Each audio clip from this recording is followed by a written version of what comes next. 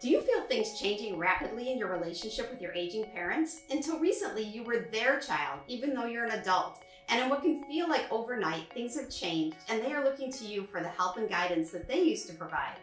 These changes in role reversals can be overwhelming, and you may not know where to find information and resources to assist you in helping them. I'm Tamara Berman. And Amazi Martinez with Century 21 New Heritage. And welcome back to our Caring for Elderly Parents Checklist series. Today we have with us an incredible resource, Jennifer Prell, founder and president of PAXM. Hey there, so glad to be here today, and I'm very excited to teach you a few things.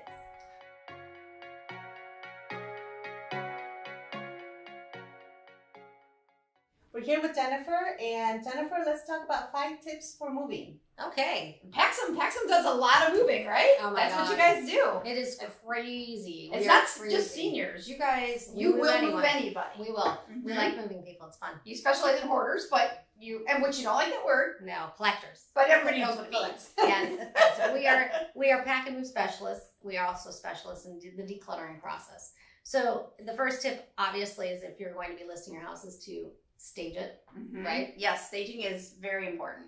And what are some of the things that you're seeing that are crucial for staging? Neutral colors, clean. So no zebra print wallpaper? No. Pass on the zebra print wallpaper. Neutral colors, clean. Countertops, the green yeah. countertops in Yes, the kitchen. nothing on the so countertops. everything that you have in the countertops, remove them. Right.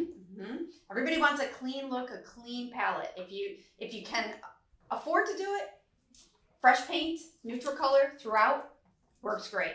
Family pictures, off the wall. Yes, they want to imagine themselves in the house. So that's a great way to stage. It's just a very clean, please, clean. And decluttered, yes. Yes, absolutely. And no odors. Odors, no odors, right? Odors. And if you have any high quality art, I would say Picasso's, Monet's, Manet's, whatever you have, don't leave it there. No, remove any valuables Yes. from the home, especially during showings, or not that we're doing many open houses in this environment, but they're starting to come back as the market is neutralizing a little bit. But yes, anything valuable, remove it from the house. Always. And medications, don't leave those out. Nope. And just yard, a welcoming environment, front door. People underestimate it, but a welcoming front door is huge. Yeah, no spider webs, right? No, clean it up. Just clean it up. Even a fresh coat of paint, great. I hate bugs. Great. If I go to someone's house and they have bugs outside, I'm like, how many are inside? Right? Right. Yeah. It's those first impressions, like you said, smell, how everything looks. All of that is super important. Another tip I would most likely come up with for anyone who's in the moving process is if you sell your house quickly, which hopefully you do, praise be the Lord, you definitely want to put your closing, set your closing, and then change all your utilities a week after. Have the stop order a week later because there are delays. There's never such thing as a clean closing. I've not experienced anything fast in my life. Everything takes longer. I don't know why. Well, I don't know. We may not sell your house then because we haven't had any delays in a long time. So I think it's me. I'm jinxed. I've never sold in a good market. Always lost money. I'm doing everything backwards. I think. I don't know. Oh my gosh. Well, the next one's going to be a charm. You do. I hope so. Yeah. It's very depressing otherwise. Gosh. So speaking with the closing then, when would you schedule the moving, you think? Well, honestly, the minute you sell your house, you have to schedule your mover. The houses today are selling very quickly, and the movers we're working with are booked 12 to 14 weeks out. Wow. So we have a list of movers, and we have to just keep going down the list till we find a mover that's available. So once we have our closing date, probably schedule for about that closing date. Yes. Right. So what we're seeing, the biggest problems that we're seeing as realtors is that, people are fearful. They want to sell their house, but they're fearful about having a place to go. Right. Because there's so little to buy. But when you talk about the movers, that's a whole different component too. A whole other problem in this environment. It's a huge problem. Another thing you should consider is you get yourself ready, you get your mover lined up, you get PAXM to pack you, of course, because we're the best packers. So we pack you, we get the movers hired, and then we can set you up. But you also need to have the charity pick all the items that you're not taking, and then the waste hauler both lined up. And you want to do that immediately after your move, at least 2 days minimum before your closing. because you do not want to delay your closing. Right. Charities are backed up, their truck gets full, you may get pushed. You may not even get a pickup. And then if you don't want everything to go to the dump, because you have to pay for that to go to the dump, you need to wait for your charity to come the next day or the next day or the next day, right? So you need to be able to adapt to that. It's not an easy thing to do right now. Right.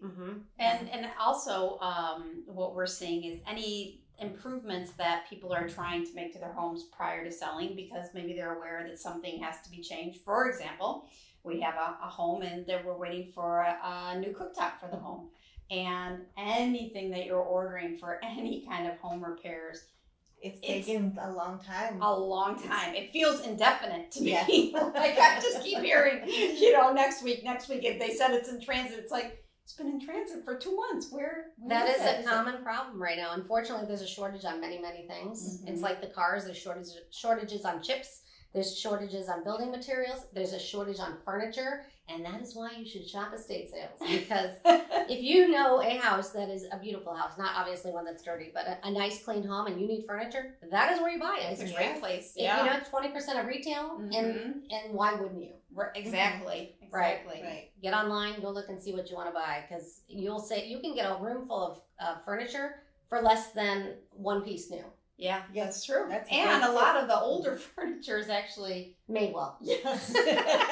You mean not? I was trying to think of a way to say that. Not made of particle board. Exactly. Disposable furniture. I do not like disposable furniture. No, I do not either. That's another tip. You have disposable furniture. Don't plan on moving it because it will not make it. Yes, it's true. It's true. Another thing that we find is when we're packing things, these are the things that won't make it. Your silk flowers will not look exactly like they did when you had them on your table. And if you have dried flowers, they're never making it. They will be dust by the time you get there. Get rid of all your magazines, your newspapers, your books. You do not move them unless you absolutely must, because you love them. Like if you have a collection of books and you want to keep it, fine. But get rid of the excess, because you have to pay people. So if you do the whole process with Paxton, for instance, you have to pay for the box. You have to pay to have it packed.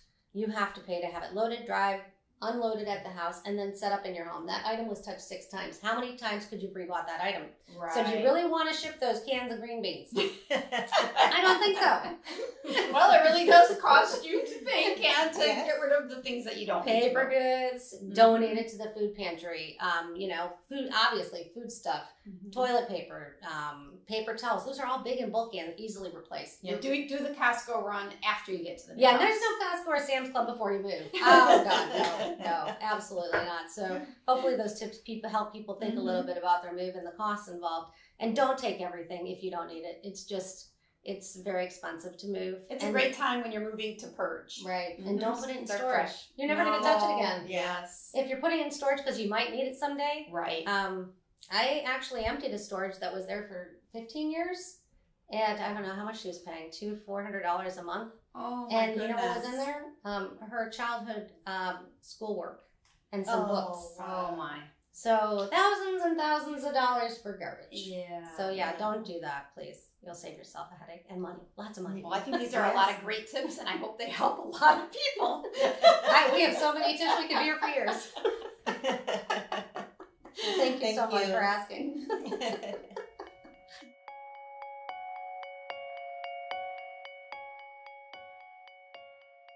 Thank you, Jennifer, for all the useful tips and ideas that you've shared with us. We really appreciate it. We appreciate everything that Paxum and ElderWorks is doing for the seniors in our community and for the people that love them and are trying to help them. Thank you. Yes. Thank you. Thank you so much. Thank you. We love our seniors. They're our favorite. We like you too, but we love you.